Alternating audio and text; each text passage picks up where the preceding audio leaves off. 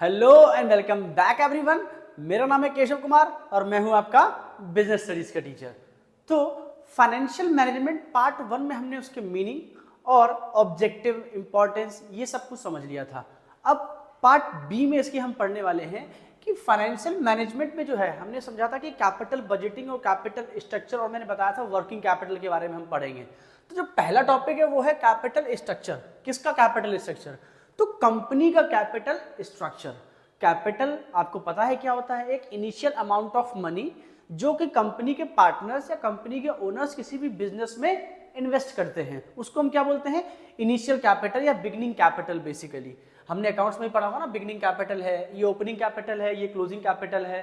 तो वो जो कैपिटल है जो बिजनेस को स्टार्ट करने के time, at the time of incorporation of the business, incorporation का मतलब होता है जब हम कंपनी को स्टार्ट कर रहे थे, उस टाइम में जो कंपनी के ओनर्स जो कंपनी में पैसा लगाते हैं, जो लैंड खरीदते हैं, बिल्डिंग खरीदते हैं, वहाँ प्लांट वगैरह सेटअप करते हैं, मशीनरी बनाते हैं, इन सब चीज़ों के ऊपर जो इनिशियल पैसा जो खर्च होता है, चाहे वो फिक्स एसेट को खरीदने में हो, चाहे डे टू डे एक्टिविटीज़ में जो पैसा हम इन्वेस्ट करते हैं, उन सब चीज़ों में जो पैसा खर्च होता है उनको हम क्या बोलते हैं? एक तरीके से कैपिटल बोलते हैं। अब ये समझेंगे कि कैपिटल का स्ट्रक्चर कैसा होता है। स्ट्रक्चर का मतलब ये है कि एक कंपनी जो है उसमें सारा का सारा पैसा कंपनी के ओनर्स ही नहीं लगाते हैं।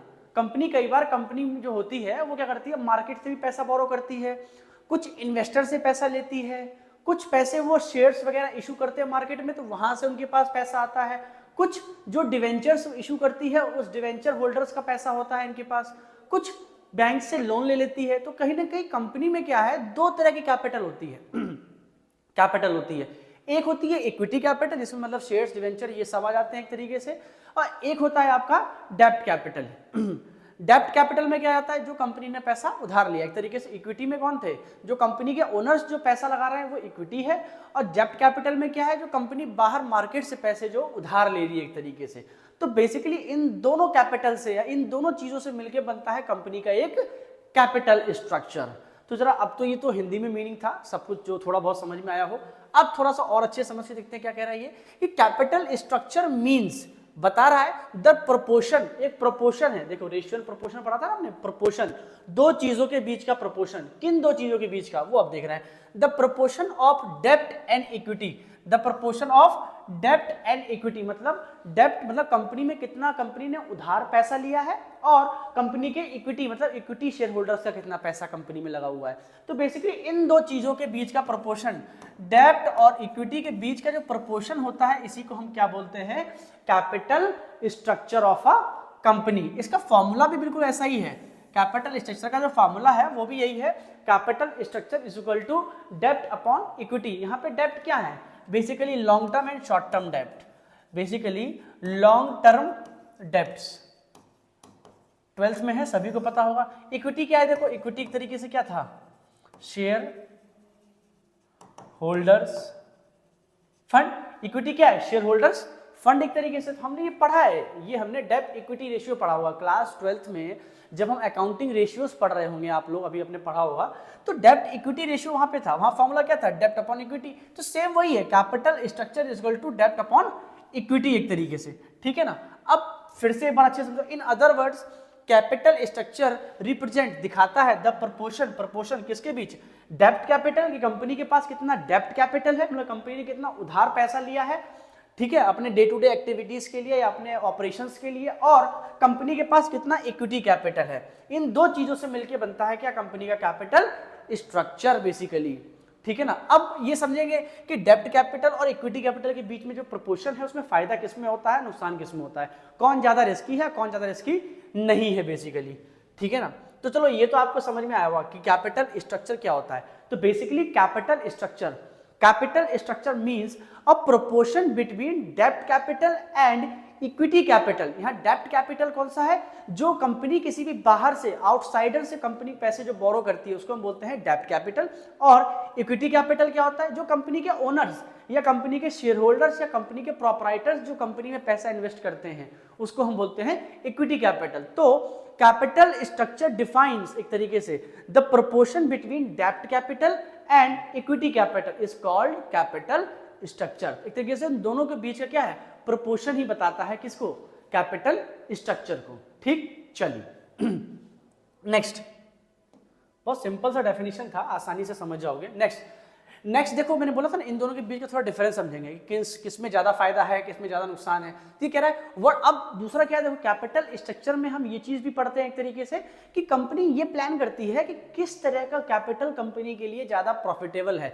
जैसे मान लेते हैं कंपनी को अपने बिजनेस में एक और एसेट खरीदना है, वो एसेट 50 लाख रुपए का है। अब कंपनी ये सोचेगी कि क्या मैं 50 लाख रुपए का लोन ले लूं कि मैं अपने ही जो हमारे शेयर होल्डर्स हैं, जो मेरे मालिक हैं कंपनी के, ओनर्स जो हैं ओनर्स, कि मैं उनसे पैसा ले लूं। कौन सा कैपिटल मेरे लिए ज्यादा प्रॉफिटेबल रहेगा, इक्विटी कैपिटल या फिर डेब्ट कैपिटल जो मैं मार्केट से उधार लूंगा। तो कंपनी कुछ पॉइंट्स पे देखती है कि अगर मैंने इक्विटी कैपिटल लिया, मान लेते हैं कि मैं अगर मालिक से पैसा ले रहा हूं तो मुझे बदले में मालिक को क्या देना पड़ेगा, जो प्रॉफिट होगा उसका शेयर देना पड़ेगा। लेकिन इक्विटी कैपिटल मेरे लिए क्या है, एक तरीके से टेंशन फ्री है, कंपनी के मालिक का पैसा है, कंपनी में लगा है, तो कंपनी के पैसा कहीं जा थोड़ी रहा है, तो वो लोग हल्ला नहीं मचाएंगे बेसिकली। तो उसमें क्या है, रिस्क कम है लेकिन हमें प्रॉफिट ज्यादा देना पड़ेगा एक तरीके से। लेकिन दूसरे केस में क्या है, एक हम डेब्ट कैपिटल है, हमने मार्केट से लोन ले लिया, अब मुझे पता है कि लोन में क्या देना है, फिक्स रेट ऑफ इंटरेस्ट देना है, एक टाइम पीरियड के बाद मुझे एक रेट ऑफ इंटरेस्ट देना है, तो मेरे को ज्यादा पैसा नहीं देना है, इंटरेस्ट के तौर पर एक लमसम अमाउंट मुझे पे करना है बेसिकली। लेकिन उसमें क्या है, रिस्क ज्यादा है। रिस्क ज्यादा क्यों है, मान लेते हैं एक तरीके से वो क्या है भाई, आउटसाइडर है, अगर आपने उसे इंटरेस्ट पे नहीं किया, कंपनी में आ जाएगा डंडा लेके, हाँ भाई कहाँ है मेरा पैसा, पैसा लाओ, वरना उखाड़ के ले जाएंगे तुम्हारी मशीन। तो एक तरीके से डेब्ट कैपिटल में रिस्क ज्यादा होता है as compare to equity capital. लेकिन इक्विटी कैपिटल में प्रॉफिट का मार्जिन हमें ज्यादा शेयर करना पड़ता है उनसे, क्योंकि कंपनी के ओनर्स हैं, ज्यादा पैसा लेके जाएंगे, है ना, प्रॉफिट में से हिस्सा लेके जाएंगे अपना। बट एज कंपेयर टू डेब्ट कैपिटल में हमें पैसा कम देना पड़ता है कि minimum amount of lump sum interest payment हमें करना पड़ता है। तो इसी बात को यहाँ पे देखो मैं समझा रहा हूं कि what kind of capital structure is best for the firm. ये हम पढ़ते हैं कैपिटल स्ट्रक्चर के अंदर कि कंपनी ये देखती है कि मेरी जो कंपनी है, इस कंपनी में मुझे जो कैपिटल स्ट्रक्चर किस तरह का चाहिए, कि मेरे यहाँ इक्विटी शेयर होल्डर, इक्विटी का शेयर ज्यादा हो कि डेब्ट का शेयर ज्यादा हो, मतलब मेरे पे ज्यादा उधार हो कि मेरे पास खुद के पैसे से पूछे। जैसे मान लो मेरी कोचिंग है, मुझे पता है मेरी कोचिंग जो है, मैं चाहता हूँ कि 100% प्रोप्राइटरशिप हो, क्योंकि मैं नहीं चाहता कि कोई दूसरा इंसान आके मेरे काम में, मेरे डिसीजंस में इंटरप्ट करे। तो मेरे पास अपनी कोचिंग के 100% शेयर्स हैं। लेकिन इनकेस अब मान लो मुझे 10 लाख रुपए का इन्वेस्टमेंट करना है, तो मैं प्रेफरेंस दूंगा कि मैं 10 लाख रुपए अपनी जेब से ना लगा के मैं मार्केट से बोरो कर लूं, लोन ले लूं, है ना।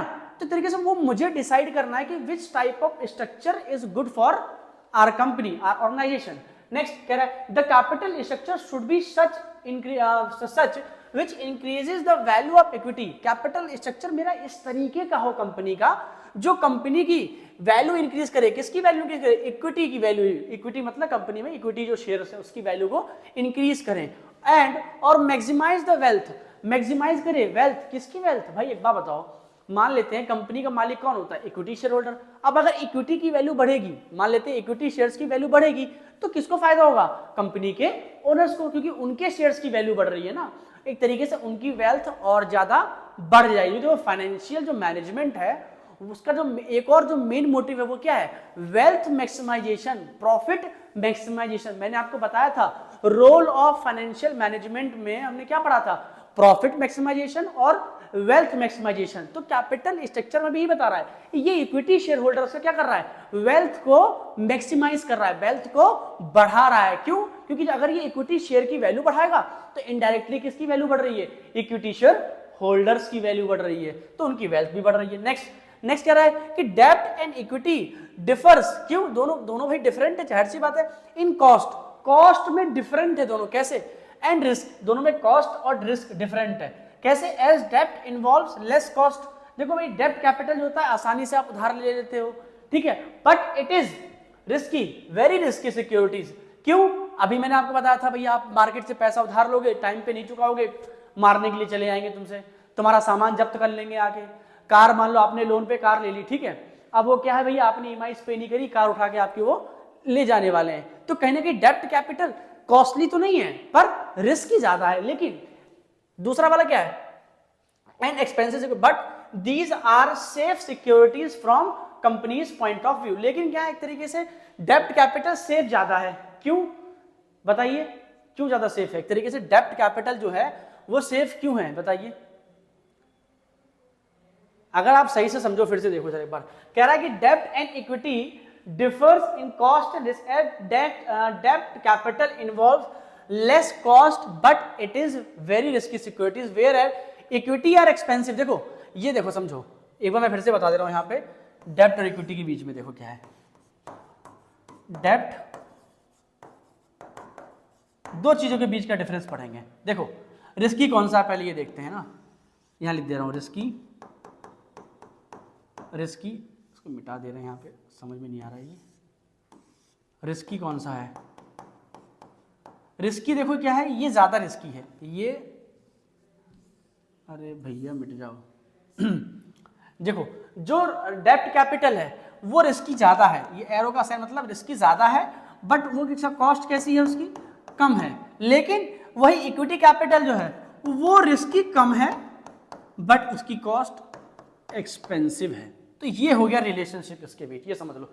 डेब्ट कैपिटल ज्यादा रिस्की है बट कॉस्ट कम है उसकी, कहीं ना कहीं कम, मतलब आसानी से हम उसको पे बैक दे देते हैं, चीजें आसानी से मिल भी जाती है मेरे लिए। बट इक्विटी कैपिटल में क्या है भैया कि भैया रिस्की कम है, ज्यादा रिस्क नहीं है। क्यों? कंपनी के ओनर्स का पैसा कंपनी में तो लगा है, तो उनको टेंशन तो नहीं है, आज निकल तो उनको मिलेगा, लेकिन कॉस्टली ज्यादा है, लेने में बहुत चिकचिक होती है ना।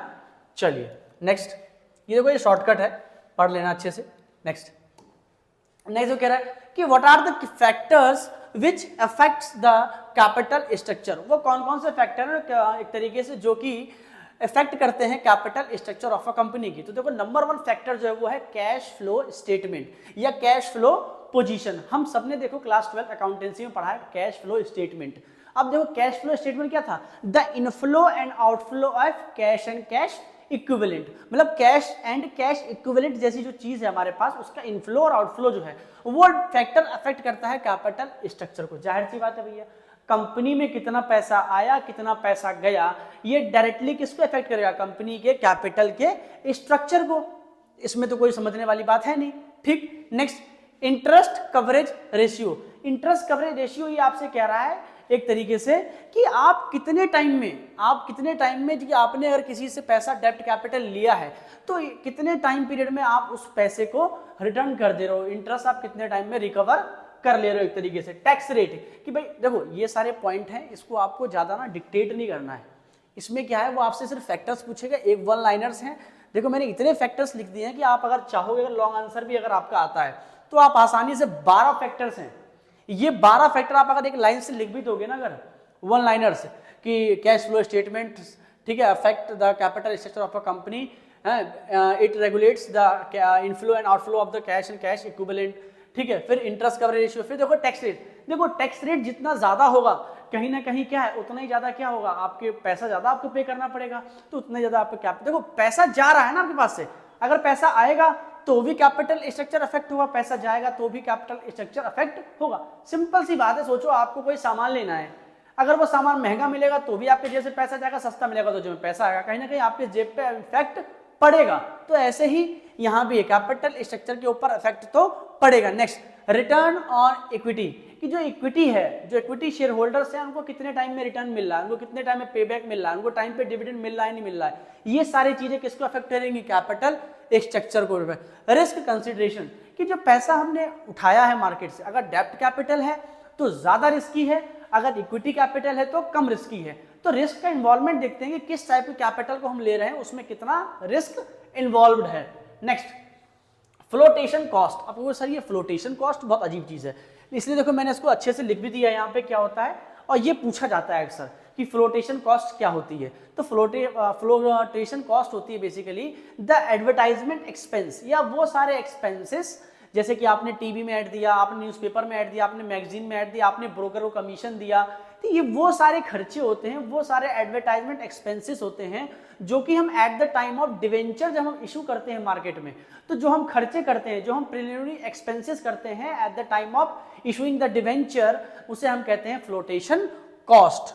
ठीक, नेक्स्ट, कंट्रोल। भाई देखो कंट्रोल कैसा है, मतलब आपका आपके कैपिटल के ऊपर कैसा कंट्रोल है, ठीक है ना, कैपिटल के ऊपर। स्टॉक मार्केट सिचुएशन, ये कह रहा है कि अगर देखो बेसिक मान लो आपने कंपनी का इक्विटी शेयर, सॉरी आप प्रेफरेंस शेयर होल्डर मार्केट में लेके आए, अब मान लो उस समय स्टॉक मार्केट जो था वो डाउनफॉल पे चल रहा था, स्टॉक मार्केट सभी को पता होगा क्या होता है, तो देखो स्टॉक मार्केट डाउनफॉल पे चल रहा था, तो कहीं ना कहीं क्या है, आपके पास एप्लीकेशंस कम आएंगी, जब एप्लीकेशन कम आएंगी तो अलॉटमेंट भी कम होगा, अलॉटमेंट कम होगा तो आपके पास पैसा भी कम ही आएगा एज शेयर कैपिटल। तो कहीं ना कहीं देखो क्या स्टॉक मार्केट की सिचुएशन भी आप एक तरीके से आपके कंपनी के कैपिटल स्ट्रक्चर को अफेक्ट करने वाली है। Next, capital structure of other similar companies, कि हमारी कंपनी जो है उस तरह की कोई दूसरी कंपनी अगर है तो उस कंपनी की जो कैपिटल स्ट्रक्चर है, अगर हमारी कैपिटल स्ट्रक्चर से ज्यादा अच्छी है तो भाई जाहिर सी बात है हम पे इंपैक्ट पड़ने वाला। जैसे कि मान लो फॉर एग्जांपल मान लेते हैं कि जैसे दो कंपनी है ए और बी,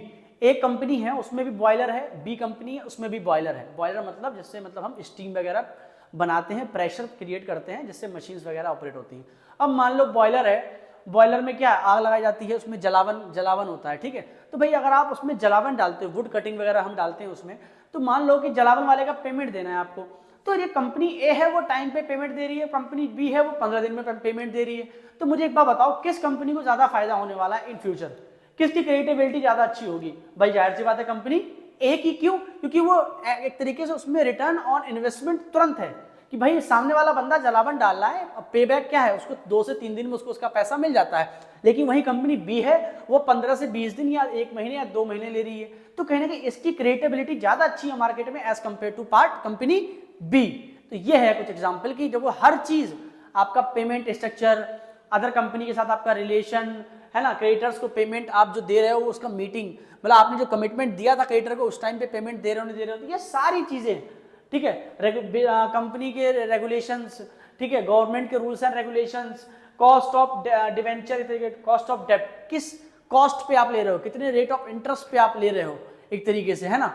तो ये सारी चीजें हैं जो कैपिटल स्ट्रक्चर को अफेक्ट करती हैं बेसिकली। चलिए नेक्स्ट, वर्किंग कैपिटल, बहुत ही कॉमन पॉइंट है, लगभग बहुत इजी पॉइंट भी है। वर्किंग कैपिटल क्या होता है, नाम से समझो, वर्किंग कैपिटल।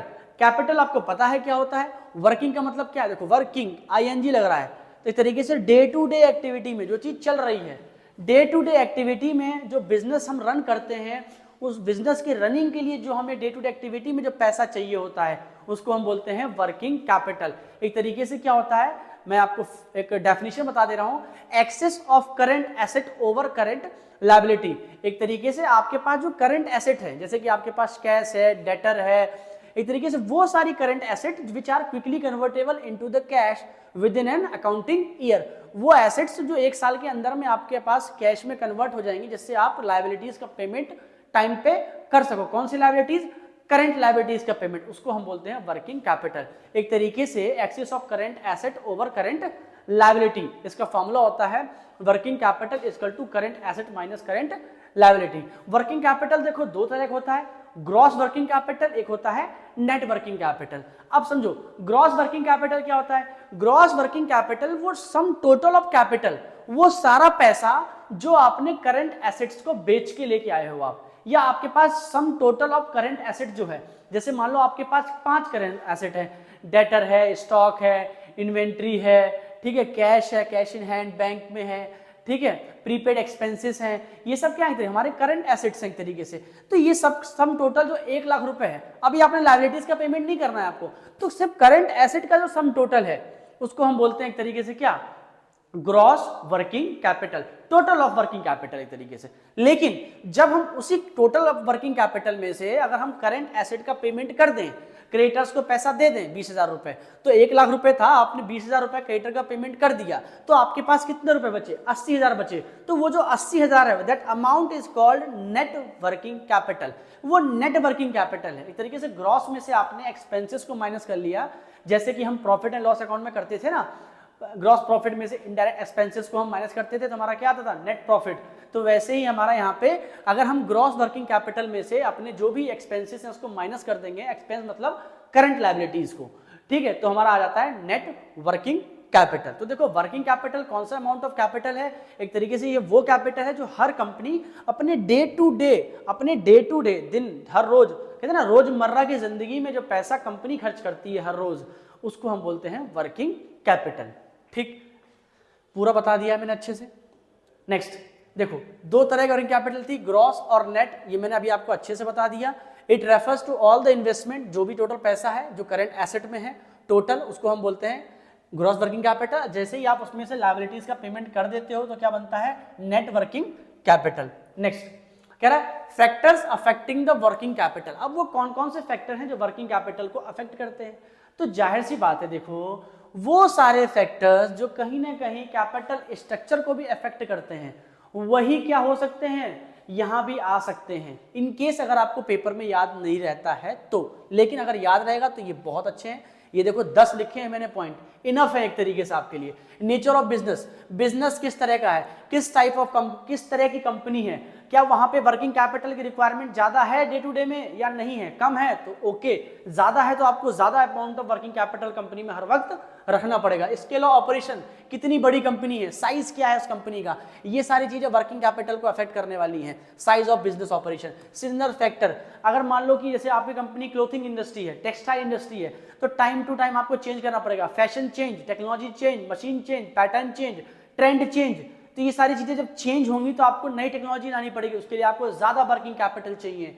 ठीक है, ऑपरेटिंग रिटर्न एफिशिएंसी, कि कितने टाइम में आपको रिटर्न मिल रहा है। इन्फ्लेशन रेट, इन्फ्लेशन रेट का मतलब होता है कि अगर मार्केट में महंगाई आ गई, पैसे की वैल्यू कम हो गई, जब पैसे की वैल्यू कम होगी तो आपको ज्यादा वर्किंग कैपिटल चाहिए।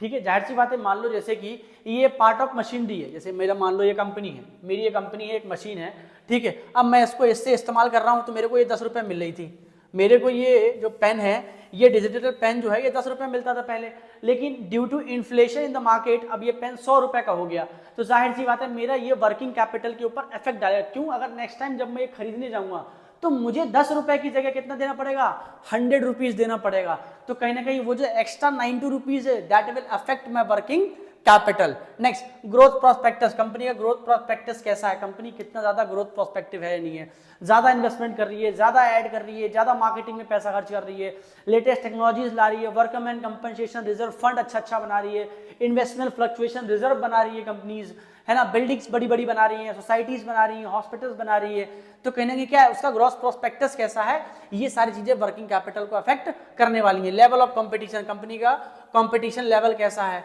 तो ये सारी चीजें हैं जो कि आपके वर्किंग कैपिटल को अफेक्ट करेंगी। नेक्स्ट क्रेडिट अलाउड, मतलब कंपनी कितना पैसा उधार पे ले सकती है, कितना उसको उधार मार्केट से मिल जाता है। अब मान लो मेरी क्रेडिटेबिलिटी है ही नहीं मार्केट में, ठीक है, अब मुझे 1 लाख रुपए की जरूरत पड़ गई, मेरे पास 50,000, मैं मार्केट में गया, भैया मुझे 50,000 रुपए चाहिए थे यार, ये सामान पहुंचवा दो यार, वो देगा ही नहीं आपको। आप क्यों क्योंकि आपकी क्रेडिटेबिलिटी है ही नहीं मार्केट में, तो कहीं ना कहीं आपको वर्किंग कैपिटल वहां पे अफेक्ट हो रहा है आपका। प्रोडक्शन साइकिल, कितने कितने टाइम पे आप रॉ मटेरियल परचेज कर रहे हो, फिर रॉ मटेरियल कितने टाइम में मार्केट में जा रहा है फिनिश गुड बन के, फिर कितने टाइम में आपके पास पैसा रिटर्न आ रहा है, तो जो प्रोडक्शन का टोटल साइकिल है वो साइकिल का टेन्योर कितना है, ये सारी चीजें। अब मान लो टेन्योर आपका 6 महीने का है मान लेते हैं, रिटर्न ऑन इन्वेस्टमेंट जो है आपका ROI जो है वो 6 महीने का है, तो जाहिर सी बात है आपको 6 महीने तक आपके पास मार्केट से पैसा तो नहीं आने वाला है, तो 6 महीने तक आपको क्या चाहिए, वर्किंग कैपिटल इनफ अमाउंट में, सफिशिएंट अमाउंट में आपके पास हमेशा होना चाहिए to meet your day to day expenses. Next technological factor, जाहिर सी बात है नई मशीनरी आ रही है, नया ट्रेंड चेंज हो रहा है, तो जाहिर सी बात है कहीं ना कहीं अगर नई मशीनरी लोगे तो कहीं ना कहीं आपको ज्यादा पैसा इन्वेस्ट करना पड़ेगा। नेक्स्ट क्या है, देखो अब देखो ये तो हो गया वर्किंग कैपिटल। नेक्स्ट पॉइंट है देखो फिक्स कैपिटल। फिक्स कैपिटल क्या होता है, बेसिकली देखो फिक्स कैपिटल का मतलब सिंपल सा है कि फिक्स कैपिटल वो कैपिटल होती है जो कंपनी या कंपनी के ओनर्स फिक्स एसेट के परचेज में जो पैसा खर्च करते हैं, जैसे कि लैंड, बिल्डिंग, प्लांट, मशीनरी, इन सब चीजों को जो हम खरीदते हैं, ठीक है, एक तरीके से companies allocation for purchase of fix asset, एक तरीके का कंपनी अपना जो फंड होता है उसको एलोकेट कर रही है किसमें, purchasing of fix asset, that's called fix capital. तरीके से लिखा है वो fix capital involves allocation of firm capital, firm का जो कैपिटल उसको एलोकेट कर रही है to buy the long term assets, long term assets को बाय करने में। अब लॉन्ग टर्म एसेट्स कौन से होते हैं आपको पता है, land, building, plant, machinery etcetera. अब देखो क्या करा है, अब देखो मैंने बताया था आपको फिक्स एसेट्स का जो परचेज होता है उसी को हम क्या बोलते हैं, कैपिटल बजटिंग डिसीजन। ये आपको मैंने बताया था 3 तरह के डिसीजन थे, ठीक है ना, फाइनेंशियल मार्केट मैनेजमेंट में 3 तरह के डिसीजन थे ना, फाइनेंसिंग डिसीजन, इन्वेस्टमेंट डिसीजन और डिविडेंड डिसीजन। तो देखो इन्वेस्टमेंट डिसीजन यहाँ पे है, जो आप फिक्स कैपिटल खरीदते हो ये किस तरह का डिसीजन है, इन्वेस्टमेंट डिसीजन है। तो इन्वेस्टमेंट डिसीजन में क्या कहलाता था वो, Capital budgeting decision includes purchase of land, building, plant and machinery, change in technology, expenditure on advertisement, etc. ये सारे डिसीजन क्या है? इन्वेस्टमेंट डिसीजन हैं, दैट्स कॉल्ड कैपिटल बजटिंग। तो देखो फिक्स कैपिटल इतनी सी चीज है कि एक तरीके से firms allocation of their fund on the purchase of long term asset. ठीक, चलिए एक लास्ट पॉइंट है, जैसे देखो वो चीजें जो वर्किंग कैपिटल को अफेक्ट कर रही थी, जाहिर सी बात है सेम वही चीजें आपके फिक्स कैपिटल को भी अफेक्ट करने वाली हैं। तो आप अच्छे से समझ लो, अगर आपने ये पॉइंट याद कर लिया कि the factors which affect working capital of a firm, the same factors will also affect the fix capital of a firm. आप ये बात अच्छे समझ लो, कुछ ही ऐसे पॉइंट होंगे जो चेंज होंगे, अदरवाइज देखो सारे पॉइंट सेम है। Scale of operation, size of operation या साइज ऑफ अ कंपनी, उसका नेचर कैसा है, किस तरह की कंपनी है, क्या सामान बना रही है, नेक्स्ट उसका ग्रोथ प्रोस्पेक्टस कैसा है, उसका इन्वेस्टमेंट कहाँ कहाँ वो आगे फ्यूचर में करने वाली है। नेक्स्ट डाइवर्सिफिकेशन, डाइवर्सिफिकेशन का मतलब होता है कि कंपनी किन किन प्रोडक्ट लाइन में डील कर रही है। कंपनी टेक्सटाइल में है, कंपनी हैंडलूम इंडस्ट्री में है, कंपनी सेलफोन इंडस्ट्री में है, कंपनी एक तरीके से क्लोथिंग इंडस्ट्रीज में है। तो कंपनी डाइवर्सिफाइड है, किन किन सेक्टर्स में कंपनीज अपना पैसा इन्वेस्ट कर रही है। नेक्स्ट टेक्नोलॉजिकल अपग्रेड करेगी, जाहिर सी बात है जब टेक्नोलॉजी अपग्रेड करोगे तो मशीनरी खरीदोगे, जब मशीनरी खरीदोगे तो वो जो पैसा होगा वो फिक्स कैपिटल को अफेक्ट करेगा। नेक्स्ट अगर आप टेक्निक ऑफ प्रोडक्शन, मान लो आपने पहले लेबर इंटेंसिव टेक्निक थी, मैंने बताया ना आपको दो तरह की टेक्निक ऑफ प्रोडक्शन होता है। देखो अगर आप प्रोडक्शन करते हो, अगर आप प्रोडक्शन करते हो तो बेटा जी प्रोडक्शन करने के दो टेक्निक होते हैं, मैं बता दूं आपको, लेबर इंटेंसिव टेक्निक और दूसरा होता है कैपिटल इंटेंसिव टेक्निक। स्पेलिंग अपने आप चेक कर लेना। प्रोडक्शन करने के किसी भी कंपनी के पास दो तरह की टेक्निक होते हैं, लेबर इंटेंसिव और कैपिटल इंटेंसिव टेक्निक। देखो लेबर इंटेंसिव टेक्निक जो होती है वो कैसी होती है, इकोनॉमिकल होती है। कैसी होती है, इकोनॉमिकल, इसका मतलब सस्ती होती है, भाई लेबर आपको सस्ती मिल जाएगी। But in case of capital intensive technique ये आपके लिए कैसी होती है, एक्सपेंसिव होती है। बोलो हाँ, एक्सपेंसिव होती है कि नहीं होती है, एक्सपेंसिव होती है। ठीक है, क्यों, क्योंकि भैया यहाँ पे आपको क्या चाहिए, लेटेस्ट टेक्नोलॉजी। क्या चाहिए, लेटेस्ट टेक्नोलॉजी। लेटेस्ट टेक्नोलॉजी कहां से आएगी, नई मशीन से। कहां से आएगी, नई मशीन, न्यू मशीन से आएगी। तो एक बात बताओ, अगर आप नई मशीन खरीदोगे, नई टेक्नोलॉजी खरीदोगे, इंजीनियर्स को हायर करोगे, तो जाहिर सी बात है आपको ज्यादा पैसा खर्च करना पड़ेगा किसके ऊपर, उन मशीन्स के खर्च परचेज के ऊपर। और उन मशीन्स के जब आप परचेज करोगे तो नई टेक्निक को सीखोगे, जब सीखोगे तो आपको इंजीनियर चाहिए होंगे, तो आपको उनकी सैलरी भी पे करनी होगी। तो कहीं ना कहीं दीज फैक्टर्स विच में directly affect the fix capital of a firm. तो होप आपको ये चैप्टर यहाँ तक अच्छे से समझ में आया होगा, और हमारा चैप्टर जो है फाइनेंशियल मैनेजमेंट खत्म हो रहा है यहाँ पे। If you have any doubt let me know in the comment section. Thank you and have a nice day.